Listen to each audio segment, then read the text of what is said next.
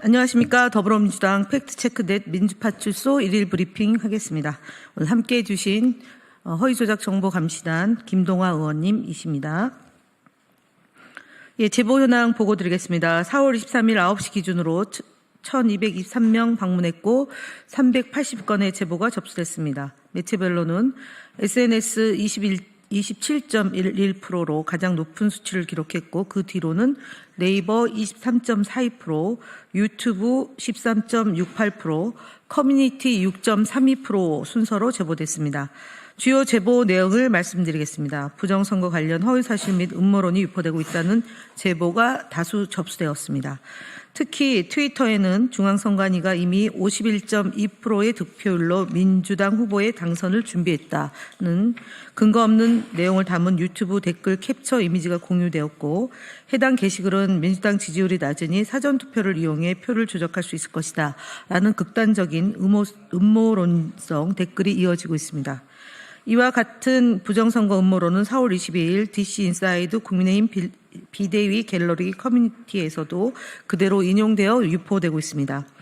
4월 21일에는 부동산 스터디라는 네이버 카페에서도 가짜 투표지로 인해 국민의힘 후보가 무조건 패배할 것이다.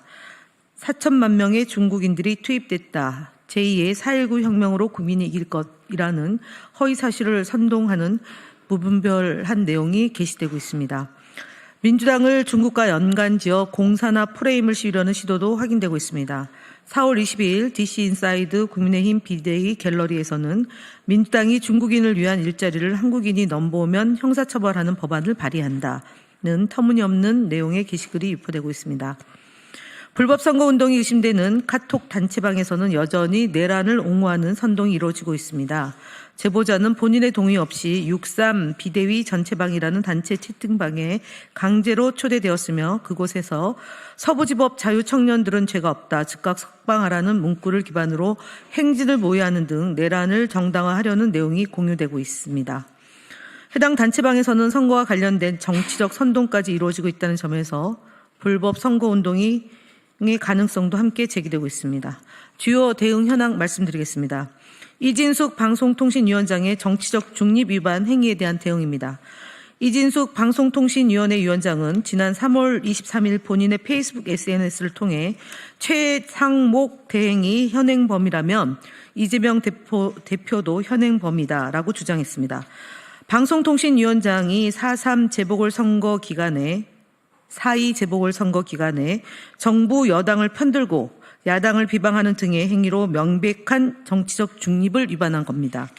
이는 선거법과 국가공무원법을 위반한 행위입니다. 이뿐만 아니라 이진숙 위원장은 3월 5일 인터뷰를 통해서 자신의 탄핵 심판은 민주당 민노총 MBC 대 이진숙의 싸움이다는 정치적 중립을 위반하는 발언도 이어졌습니다. 우리 국민소통위원회에서는 이진숙 방송통신위원장의 선거법 국가공무원법 위반 혐의에 대해 경찰 고발을 대응하고 있다는 점 말씀드리겠습니다. 언중위 제소 및 심리 결과 등 언론 대응 현황 보고드리겠습니다. 스카이데일리가 운영하는 유튜브 채널 스카이데일리 TV의 영상 중 백혜련 의원에 대한 계란 투척 사건을 자작극으로 주장한 3월 23일 영상과 이재명 후보가 대통령이 되면 한국이 중국의 속국이 될 것이라는 주장을 한 4월 7일자 영상에 대해 언론중재위에 제소했습니다.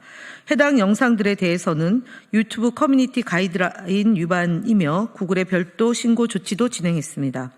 4월 22일자 보도 수신료 통합징수 방송법 개정 KBS 암울한 미래는 공영방송 이사 추천과 관련된 사실관계를 왜곡하고 있어 이 역시 언론중재위에 제소하였습니다. 어제 진행된 언론중재위 심리 결과를 보고드리겠습니다. 먼저 자유일보 4월 6일자 보도 탄핵 인용 자신했나 이재명 헌재 선고 3개월 전 대선 캠프 꾸려는 정정 보도로 언론사와 합의하였습니다. 같은 날 보도된 무슨 일 있어도 이재명 왕조만은 막아야 한다는 제하의 기사에 대해서는 합의가 이루어지지 않아 인터넷 선거 기사 심의 등 후속 대응을 해 나가겠습니다.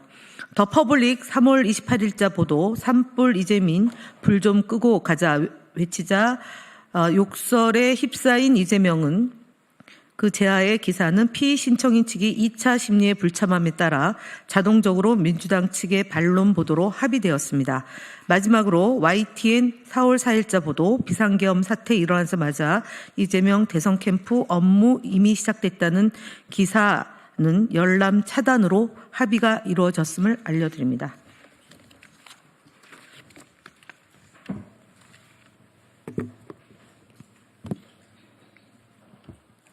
네. 다음 허위사실 유포, 공정성 위반 발언에 대한 방심위 신고 등 방송 대응 보고 드리겠습니다.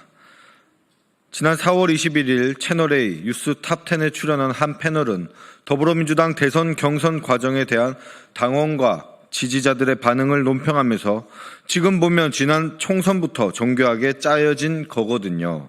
경쟁자들을 다 제거한다 라는 말이 그때부터도 있었고 다 대선 주자급이 공천을 못 받거나 뭐 이런 식으로라며 마치 더불어민주당 경선에 대해 짜여진 각본이 있는 것처럼 언급하였습니다. 이는 사실이 아닌 부분에 대해 마치 사실인 것처럼 내용을 단정적으로 언급하여 시청자들을 혼동케 한 것입니다. 또한 4월 21일 채널A 김진애 돌직구 쇼에 출연한 국민의힘 각규택 의원은 저는 공대명으로 바뀔 수 있다고 봐요. 공포의 대통령 후보, 90%의 지지를 받는다. 이런 것은 숫자가 주는 어떤 공포심이 있어요. 국민들이 보시기에 과연 민주적인 정당인가? 이 후보가 정말 대통령이 되었을 때 어떤 반대의 여론, 이런 부분에 귀를 기울일 수 있을까 하는 공포의 수준까지 저는 간다고 보여집니다. 라고 발언하며 더불어민주당 이재명 대통령 선거 예비 후보에 대한 공포 이미지를 만들어 시청자들에게 부정적인 인식을 심도록 허위 발언을 하였습니다. 같은 날 CBS 라디오 김현정의 뉴스쇼에 출연한 국민의힘 나경원 의원은 결국 이재명 후보가 당선되면 우리나라 신용등급 낮아지고 우리 경제 어려워질 것이다라며 더불어민주당 이재명 대통령 선거 예비 후보에 대해 부정적이고 잘못된 인식을 시청자들에게 심어줄 수 있는 허위 발언을 하였습니다. 위 사례들을 방송통신심의위원회에 허위사실 유포 및 객관성, 공정성 위반으로 신고 접수하였습니다. 대선 기간인 만큼 방송사는 공정성과 객관성이 훼손되지 않도록 노력을 기울여야 할 것입니다. 국민소통위원회는 앞으로도 더욱더 면밀하게 살펴보고 기울어진 운동장을 바로잡는 데 앞장서겠습니다. 다음 국민의힘 거짓말 시리즈 94번째입니다. 권성동 국민의힘 원내대표가 4월 22일 개최된 자당의 원내대책회의에서 민주당이 관천법 개정에 반대하는 근본적 이유는 친중 4대주의 때문, 지금 진행되고 있는 중국의 서해 공정에 대해서도 단 한마디도 못하고 침묵하고 있다라고 주장했습니다. 더불어민주당의 친중 프레임을 씌우기 위해 중국의 서해 구조물 설치 논란을 지속해서 언급하며 친중 4대주의를 운운하며 거짓말을 하고 있는 것입니다. 하지만 우리 당은 4월 19일 조승래 수석 대변인 브리핑을 통해 중국 측의 한중 잠적 조치 수역의 무단으로 고정식 구조물을 설치한 것에 대해 강한 유감을 표한 바 있습니다. 또한 그 이전인 3월 25일 박경미 대변인, 3월 26일 김병주 최고위원 등 논평과 모두 발언을 통해 중국의 영토 주권 침해 행위를 반대한다는 입장을 수차례 표명하였습니다. 그렇게 권성동 원내대표의 한마디도 못하고 침묵하고 있다는 것은 명백한 거짓말입니다. 또한 간첩법의 경우 개정안의 국가기밀과 군사기밀 범위가 모호해 우리 국민에게도 피해가 갈 수 있다는 우려와 악용 가능성이 있어 신중히 검토하자는 입장임에도 권성동 원내대표는 친중 4대주의 때문이라는 거짓말을 하였습니다. 국민의힘은 무분별한 흑백 논리에 입각한 이분법적 외교를 탈피해 균형 외교를 통해 국가 실익을 최대화하자는 합리적 주장을 친중 4대주의로 폄훼하며 가짜뉴스를 퍼뜨리고 중국에 대한 거부 정서를 민주당에 대한 정치 공세로 활용하고 있습니다. 국익보다 정치 공세를 우선하는 국민의힘의 실태입니다. 다음 국민의힘 대선주자 거짓말 시리즈 17번째입니다. 오늘은 한동훈 국민의힘 경선 후보가 법무부 장관 시절 검찰의 특활비 자료를 무단으로 폐기한 범죄 의혹에 대해 거짓말로 은폐하려 했던 사실을 국민께 알려드리고자 합니다. 2023년 6월에서 7월경 언론과 시민단체가 검찰의 특활비, 업추비 사용 내역과 검찰이 그 내역을 무단 폐기한 정황을 상세히 공개하여 사회적인 논란이 되었습니다. 이를 두고 당시 한동훈 장관은 그해 7월 국회 법사위에서 2017년 9월 이전에는 2개월마다 자료를 폐기하는 게 오히려 원칙이라고 해명하였습니다. 하지만 이는 명백한 거짓말이었습니다. 2017년 1월 4일 발표된 기재부 예산 집행 지침에는 특활비 집행 관련 증거 서류에 대해서는 특활비에 대한 계산 증명 지침에 따른다라고 명백히 되어 있습니다. 문제가 제기되자 당시 한동훈 장관은 8월 21일 국회에 출석하여 지침이라기보다 그 당시 상황에서 교육할 때 월별로 폐기하는 관행이 있었다라고 말을 바꿨습니다. 거짓말이 드러나자 관행이었다고 말을 바꾼 것이었습니다. 검찰의 특활비 오남용 의혹과 무단 폐기 의혹은 아직까지 제대로 해결되지 않았습니다. 두 사안 모두 단순한 지침 위반을 넘어 중대한 위법 상황입니다.